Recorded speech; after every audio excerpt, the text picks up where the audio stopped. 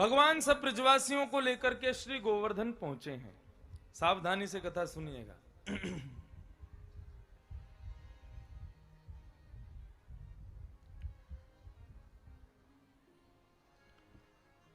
वास्तविकता में गोवर्धन पूजा का जो विशिष्ट रूप है वो क्या है?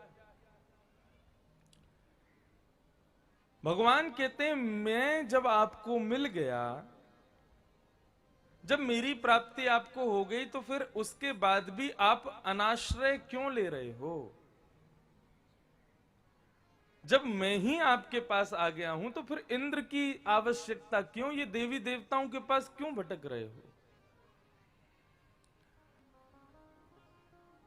बाकी भगवान कहते हैं प्रेम सबसे करो लेकिन निष्ठा केवल एक में रखो।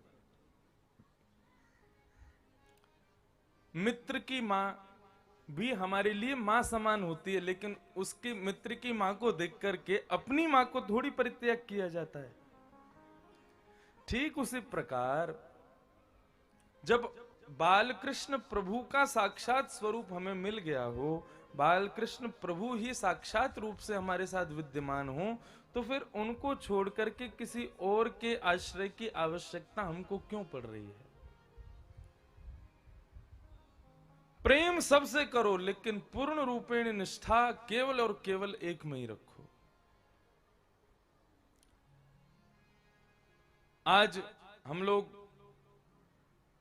बंबई आए थे तो हमने सोचा यहाँ के स्थान देवताओं को प्रणाम करें आए, तो सुबह सुबह 5:30 बजे उठ के गए। सबसे पहले महालक्ष्मी मैया की क्या मंगलमयी आरती, आज तो 1 घंटा मैया ने सामने खड़ा करके रखा।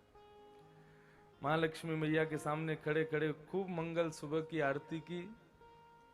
उसके बाद फिर आपके पिकट रोड हनुमान जी, उनके दर्शन किए।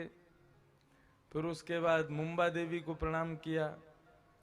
फिर उसके बाद में हाजी अली भी बाहर से प्रणाम कर लिए, अंदर जाने का समय नहीं था। वहां सीताफल क्रीम भी खा ली थोड़ी सी, बड़ी बढ़िया लगी। आज मौनी अमावस्या बन गई सुबह सुबह। और फिर उसके बाद सिद्धि विनायक भगवान को प्रणाम करते हुए खूब सुख में, देखो यही स्वरूप होना चाहिए। प्रेम सबसे करो। सिद्धि विनायक भगवान के पास जाने का अवसर मिले तो वहां भी जाओ, कभी वैष्णो देवी जाने का अवसर मिले वहां भी जाओ, कभी रामेश्वरम जाने का अवसर मिले वहां भी जाओ। सबसे प्रेम करो, सारी देवी देवताओं को प्रसन्न रखो, लेकिन निष्ठा परिपूर्ण रूप से किसी एक में ही रखो। जैसे हमारी पूर्ण रूपेण निष्ठा बालकृष्ण प्रभु में है, ऐसे ही एक में परिपूर्ण निष्ठा हो। यदि सब में आप भटकते रहोगे, ये भी मिल जाए वो भी मिल जाए, ये भी प्रसन्न हो जाए वो भी प्रसन्न हो जाए, तो भगवान भी थोड़े कंफ्यूज रहेंगे ये चाहता किसको है, और आप भी कंफ्यूजन में रहे आओगे कि हम हनुमान जी को इतने दिन से मना रहे हैं, कृपा नहीं हो रही, एक बार गणेश जी को मना के देख लें। गणेश जी को 10-12 दिन मना लिया, बोले इनसे भी बात नहीं बन रही, तो महालक्ष्मी मैया को बना के देख लें। ऐसे काम नहीं चलेगा। गजेंद्र ने स्तुति गाई भगवान की, और गजेंद्र की स्तुति मैंने शायद एक दिन कथा में बताया कि गजेंद्र की स्तुति इतनी विलक्षण है, गजेंद्र मोक्ष की, उसमें किसी भी देवी देवता का नाम ही नहीं है। सब आकाश मार्ग में खड़े हैं और सब विचार कर रहे हैं गजेंद्र हमको बुलाएगा तो हम जाएंगे, हमको बुलाएगा तो हम जाएंगे। गणेश जी खड़े हैं, चंद्रमा खड़े हैं, सूरज खड़े हैं, शंकर जी खड़े हैं, ब्रह्मा खड़े हैं, सारे 33 करोड़ देवता खड़े हैं। बोले स्तुति में जिसका नाम लेगा वो जाएगा। गजेंद्र ने पूरी स्तुति गा दी, नाम ही नहीं लिया किसी का। जब किसी का नाम नहीं लिया तब अंत में वैकुंठनाथ पति ने गरुण जी को बुलाया, बोले आओ हम चलते हैं। लक्ष्मी बोली आपका नाम नहीं लिया। बोले जब किसी का नाम नहीं होना तो वो सरकार का नाम होता है, तो किसी का नाम नहीं, वो हमारा नाम है। तब गरुड़ पर बैठ करके भगवान गजेंद्र की रक्षार्थ गए हैं, तब भगवान को आते देख अपनी स्तुति के अंतिम शब्द में कहता है नारायण खिल गुरु भगवन नमस्ते। हे प्रभु मैं आपको प्रणाम करता हूं। अन्योन्याश्रय, इसको समझिए। पूर्ण रूपेण आपकी आश्रय भक्ति पथ में किसी एक में ही होना चाहिए। भगवान ने गोवर्धन लीला करके यही बात बताना चाहिए कि भाई मैं मिल गया तो फिर इंद्र की आवश्यकता क्यों है, आदि आदि देवताओं की आवश्यकता क्यों है, मैं मिल गया तो परिपूर्ण रूप से मेरे ही हो जाओ, मुझ पर पूर्ण विश्वास रखो, तुम्हारी रक्षा, तुम्हारी सेवा, तुम्हारा सब कुछ फिर मैं ध्यान रखूंगा ना। फिर तुम अब इतनी जगह भटकोगे तो मैं सोच लूंगा कि भाई इसको मुझ पर विश्वास ही नहीं है। श्री कुंभनदास जी महाराज अपनी कुटिया में बैठ के भजन कर रहे थे। अब कुंभनदास जी महाराज भजन करते थे कब? रात्रि में, जब पूरी दुनिया सो रही होती थी तब कुंभनदास जी बैठ करके भजन करना शुरू करते थे। और कुंभनदास जी की कुटिया के जस्ट बगल में एक और कुटिया थी, एक मतलब घर जैसा ही था, उसमें कौन रहती थी? एक नगर वैश्या। अब रात्रि को नगर वैश्या के प्रेमी जन उससे मिलने के लिए आते, तो कभी नृत्य करती, कभी गाती, और उन लोगों की आवाज सुनकर के कुंभनदास जी को भजन में बड़ा विक्षेप होता है। वे कहते बोले हम भजन करने बैठते थे और ये वैश्या जो है अपने प्रेमियों के संग में नृत्य करती है, गाती है, नाचती है पूरी रात, हमें भजन में बड़ा विक्षेप होता है। कुंभनदास जी बोले तो क्या करें? दूसरे दिन से कुंभनदास जी बोले वो तेज गाती है, उससे मेरे भजन में विक्षेप होता है, कल से मैं भजन तेजी से करूंगा तो उसके भोग विलास में विक्षेप होगा। विक्षेप की भावना से नहीं किया, लेकिन बस बोले तेज गाऊंगा तो मेरा ध्यान नहीं भटकेगा। और दूसरे दिन से कुंभनदास जी रात्रि में जैसी नगर वैश्या के आशिक उसके प्रेमी आ जाएं, कुंभनदास जी जोर जोर श्री कृष्ण शरणम मम, श्री कृष्ण शरणम मम, श्री कृष्ण शरणम मम गाने लगे।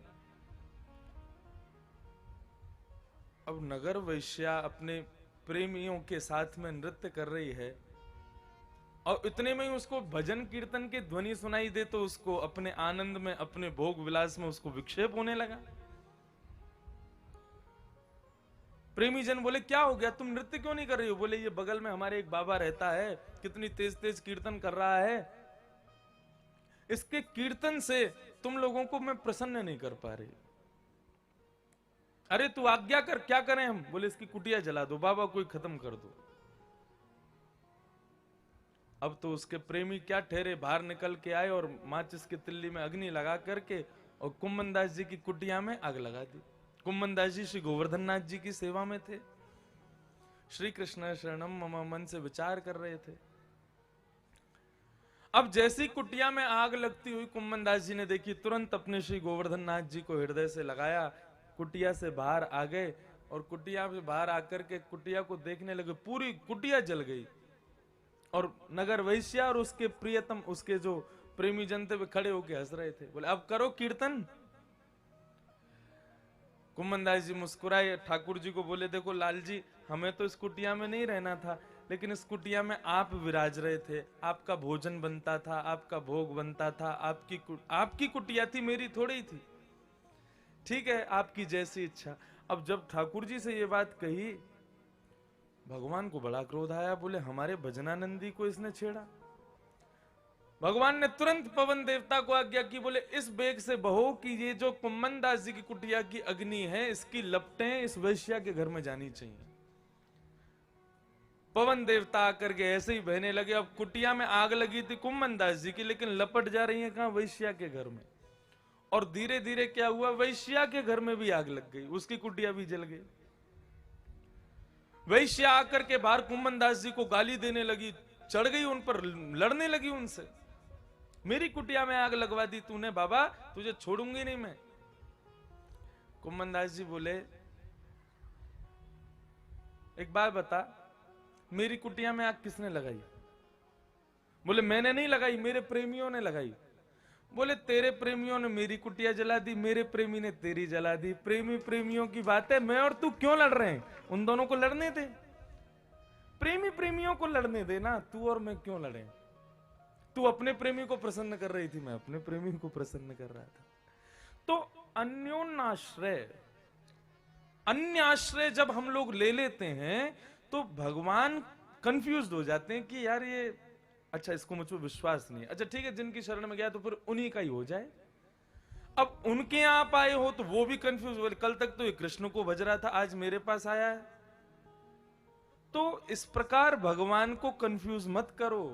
भगवान के पास जाकर के, आज हम महालक्ष्मी मैया का दर्शन करने गए, चौधरी जी संग में गए, तो मैंने क्या कहा, मैंने कि देखो आज हमको इतने बढ़िया दर्शन क्यों हुए, 1 घंटा खड़े रहे हम मंदिर में, बिल्कुल सामने, पुजारी जी ने बिल्कुल आगे खड़ा कर दिया। मैंने कि क्योंकि हमारी लाला की पटरानी है लक्ष्मी, हमारे बाल कृष्ण प्रभु की गृहिणी है लक्ष्मी, और आज कथा में रुक्मणी मंगल है, रुक्मणी विवाह है, तो लक्ष्मी जी को आना है, इसलिए सुबह ही सुबह अपनी आरती पूरी करवा ली है। रुक्मणी जी कौन है? लक्ष्मी का स्वरूप है। भक्ति के पथिक की सबसे बड़ी बात मैं आज भी चर्चा में कह रहा था, उसकी बुद्धि सात्विक प्रवृत्ति की हो जाए। वो कहीं भी कुछ भी सोचे ना तो वो पॉजिटिव थिंकर बन जाए। कुछ भी सोचे तो उसमें एक अब हम चाहे गणेश जी का दर्शन करने जाते हैं, चाहे मुंबा देवी का करने गए, चाहे हनुमान जी का करने गए, सबसे जाके मांगते क्या है? हे महालक्ष्मी मैया ऐसी कृपा कर दो, आप जिनके चरणों की सेवा करती हो ऐसे हमारे बाल कृष्ण में हमारी भक्ति और बढ़े। हे पवन पुत्र हनुमान, आप निरंतर जिन रघुनाथ जी की सेवा करते हैं, उन रघुनाथ जी के द्वापर के स्वरूप श्री कृष्ण में हमारा प्रेम बढ़ जाए, ऐसी कृपा करो। हे मुंबा देवी, आप जिनके मुंबई की अधिपति बनी हुई हैं, ऐसे आपके महाराष्ट्र में विराजमान श्री पंडरीनाथ भगवान के चरणों में हमारी प्रीति हो जाए, कृपा करो। तो उन लोगों को भी ये लगता रहेगा कि चलो ये उन्हीं का आश्रित है, हमारे पास केवल प्रेम भाव से आया है। राष्ट्रपति से मिलना है तो पीएओ को भी तो खुश करके रखो, जो उसके नीचे काम करते हैं उनको खुश करो, प्रसन्न करते रहो, लेकिन आश्रय केवल एक का ही होना चाहिए।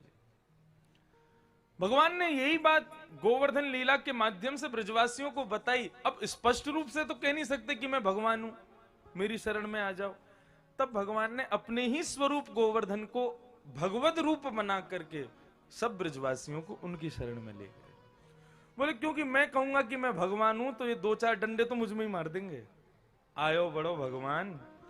इसलिए भगवान ने अपने ही दूसरे स्वरूप श्री गोवर्धन नाथ को भगवत रूप प्रदान करके सभी ब्रजवासियों को उनके आश्रित किया है।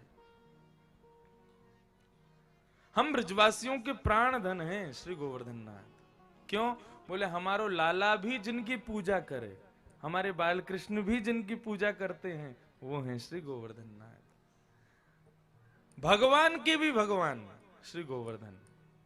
ऐसे श्री गोवर्धन प्रभु की शरण में सब ब्रजवासी 56 भोग बना करके लेकर के गए, 56 भोग सजाए, 56 भोग सजा करके सबने परिक्रमा की, परिक्रमा करके लौट करके आए, आंख बंद करके सबने प्रणाम किया। ठाकुर जी ने 2 रूप धारण कर लिए और दूसरा रूप धारण करके श्री गोवर्धन पर्वत पर ही 4 भुजा धारण करके, मुकुट धारण करके श्री गोवर्धन रूप में प्रकट हो गए। बोलो गोवर्धन नाथ की जय। आप ही पूजे आप पुजावे, आप ही पूज रहे हैं, अपनी पूजा अपने आप ही कर रहे हैं भगवान। गोवर्धन लीला का स्वरूप कैसा, और पूजा किसकी कर रहे हैं? वो अपनी पूजा कर रहे हैं। लाओ ब्रजवासियों भोग, लाओ ब्रजवासियों भोग, लाओ ब्रजवासियों भोग। सब ब्रजवासी बोले अरे लाला, आज तक हमें इतने वर्ष है गए लेकिन इंद्र ने कभी दर्शन नहीं दियो, आज तेरे गोवर्धन नाथ ने प्रत्यक्ष प्रकट है के दर्शन दिए, बड़ी कृपा भैया। सब ब्रजवासियों का भोग ठाकुर जी ने लगाया। भगवान का एक मित्र मधुमंगल वो ठाकुर जी से जाके कहता है, बोले लाला एक बात बता, ये तेरो गोवर्धन नाथ की चेहरा तोते का ही मिले, देखिए तुम दोनों उनके चेहरा बिल्कुल एक जैसे लग रहे हैं। भगवान बोले देख, मैं अपनी गैया चरावे यही पर्वत पे आऊं और जा गैया को दूध मैं पीऊं, वही गैया को दूध ये गोवर्धन नाथ पी, भैया हमारे हम दोनों उनको चेहरा एक जैसा है। मधुमंगल क्या बोलता, ये सब हमारे ब्रज में लीलाएं होती है ना, वहां ये सब देखने को मिलता है, भागवत में नहीं है ये बातें। मधुमंगल भगवान से बोलता है ऐसे तो फिर गैया के बछड़ा भी वही को दूध पीवे, हम भी वही को पीवे, तो हम दोनों उनको चेहरा एक जैसा क्यों ना है। उसका तर्क भी बड़ा अच्छा है।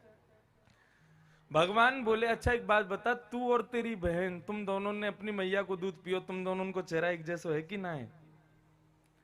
अब उसकी बात में ऐसा फंस गया मधुमंगल, ठाकुर जी की बात सोचे, बोले लाला तू बात तो सही कह रहे हो, यही मारे तेरो चेहरा मिले गोवर्धन नाथ? तो बोले हाँ यही मारे मिले। अच्छा लाला एक बात बता, तेरो गोवर्धन नाथ बहुत दिना को भूखो है का? बोले क्यों? देखियो कैसे कैसे हमारे भोग खा रहे हो, ने का छोड़ेगो कि ना छोड़ेगो हमारे काज? ठाकुर जी बोले ऐसी बात क्यों कहते हो, तुम्हारे इंद्र ने तो कभी तुम्हारा एक प्रसाद भी स्वीकार नहीं किया, कम से कम गोवर्धन नाथ तुम्हारा प्रसाद स्वीकार तो कर रहे हैं, ग्रहण तो कर रहे हैं। सब ब्रजवासी बड़े प्रसन्न हो गए श्री गिरिराज जी का दर्शन करके, बड़े बड़े आनंद में आ गए सब लोग। इतने में ही नारद जी महाराज आए, और नारद जी महाराज रूप बदल करके 56 भोग में से कुछ सामग्री लेकर के और इंद्रलोक चले गए। कहां? स्वर्ग में। इंद्र ने स्वागत किया, आइए आइए नारद जी, कैसे आगमन हुआ? नारद जी बोले अरे कुछ मिठाइयां लाए थे हम तुम्हारे लिए। इंद्र बोला हाँ हाँ लाओ। बोले ये लो मोहन थार खाओ। इंद्र ने मोहन थार खाया। बोले वाह भाई बड़ा बढ़िया मोहन थार, कहां से लाए हो? बोले बढ़िया लग रहा है तुमको? बोले बहुत बढ़िया लगा। ये लो रसगुल्ला खाओ। बोले ये कहां से लाए? बोले सब बाद में बताएंगे, पहले तुम खाते जाओ। उसको 56 भोग का एक एक आइटम खवा दिया। लास्ट में बोला, बोले कहां से लाए? बोले वो तुम्हारी पूजा बंद हो गई ना वहां पे ब्रजमंडल में, तुम्हारी पूजा बंद हो गई है, और वो कृष्ण दूसरा रूप धारण करके अपनी पूजा कर, उस खुशी के लड्डू खाए जा रहे हैं। इंद्र को क्रोध आ गया, बोले कि ये बहलूपिया कृष्ण अपनी पूजा करवा रहा है, मेरी पूजा बंद करवा रहा है। मेघमालाओं को आदेश कर दिया इतना बरसो पूरा ब्रजमंडल बह जाए। काले काले बादलों ने आकर के पूरे ब्रजमंडल पर डेरा जमा लिया। सब ब्रजवासी भागने लगे, दौड़ने लगे, त्राहिमाम कन्हैया, हम पहले ही कह रहे इंद्र नाराज है जाएगो, देख अब इंद्र हमको नहीं छोड़ेगा। भगवान बोले देखो, किसी के आश्रित यदि हुए हो तो पूर्ण विश्वास रखो उसी पर, किसी भी रूप में सही, कैसे भी सही, वही तुम्हारी रक्षा करेंगे। आप लोग गिरिराज जी की शरण में आए हो, उन पर पूर्ण विश्वास रखो ना, भाग कहां रहे हो? सब ब्रजवासियों को इकट्ठा किया और सबसे कहा हाथ जोड़ करके श्री गोवर्धन नाथ से प्रार्थना करो कि प्रभु हमारी रक्षा करो।